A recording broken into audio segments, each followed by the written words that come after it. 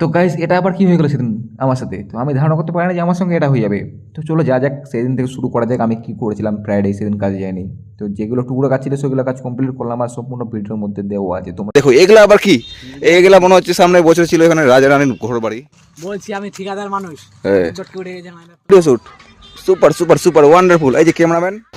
তো guys morning আবার উঠে গেলাম আমি ঘুম থেকে, আর এখন যাবো আমি বাজার। আর আজকে হচ্ছে ফ্রাইডে, সেজন্য আমরা যাই না আবার কাজে। তো চলো আজকে আমি কী কী কাজ করি তোমার সাথে ভিডিওর সাথে থাকো, সব দেখতে পাবো।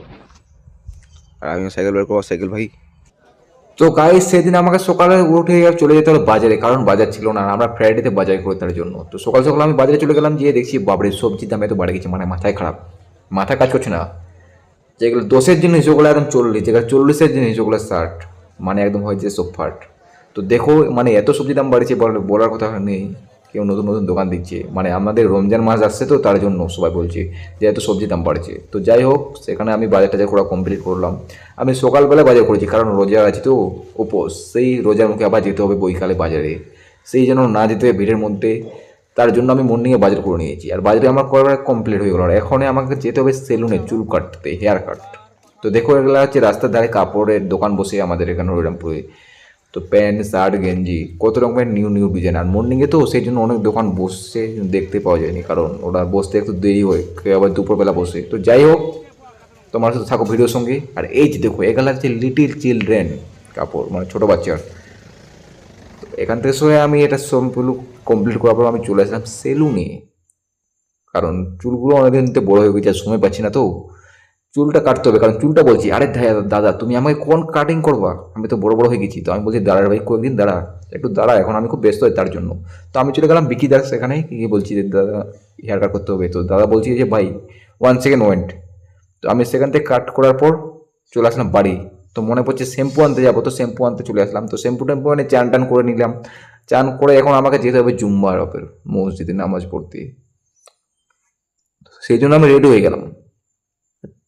নামাজ পড়ে কমপ্লিট হয়ে গেলো, আমি আবার চলে আসলাম দুপুরে টাকা তুলতে, যেখানে আমরা কাজ করি। এটা হচ্ছে আমাদের নতুন ঠিকাদারের সাইডে, আর আমাদের ঠিকাদার পিছনে, মানে দুইটা ঠিকাদার আমাদের দু সাইডে টাকা দিচ্ছিল।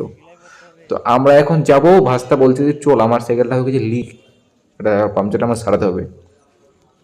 মানে গিয়ে ওখানে যা ফাঁসছি, মানে কিছু বলার নেই। সাইকেলের নাম করে ওরা যাচ্ছে এখন মেয়ে ঘোরাঘুরি করতে।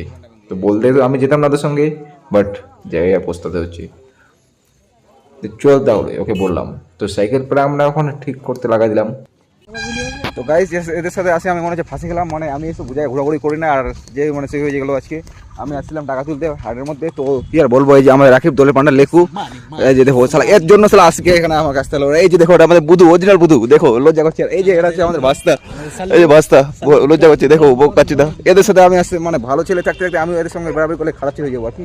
এদের সাথে বেড়াবেড়ি করে বাদ দিতে হবে আমাকে। আর এই যে দেখো এগুলা আবার কি, এগুলা মনে হচ্ছে সামনে বছর ছিল এখানে রাজা রানীর ঘর বাড়ি। এই যে দেখো এটা সিঁড়ি, এটা হচ্ছে আমাদের বেটনা হাই স্কুলের মাঠের সামনে। এই যে এগুলা দেখো, এটা রিপেয়ারিং করতে হবে।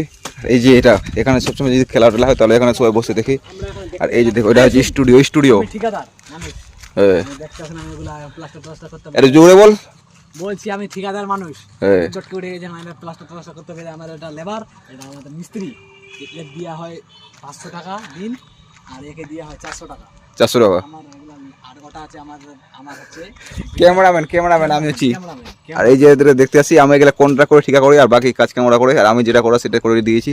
এই যে এগুলো সব রিপেয়ারিং করতে হবে। আর এগুলা দেখি কোনদিন প্লাস্টার করতে আসবো আমরা। আর কি করে দিয়েছি একদম সব, কত বড় মাঠ স্টুডিও। এই দেখো সব ক্যামেরাম্যান গুলো চলে আসছে আমাদের সাথে, সব ক্যামেরাম্যান। এটা হচ্ছে বুধু, আর নতুন ওকে নিয়ে আসি। ওই আমাদের সাথে কাজ করে না, অন্য সাথে কাজ করছে। দেখো বুধু ওখানে চলে আসছে, আজকে আমাদের ক্যামেরাম্যান। হ্যাঁ কত পিলার ভিত্তি করবি? রাতের বেলা পিলার ভিত্তি করা যাবে না আজকে, কারণ অন্য কাজ করতে হবে।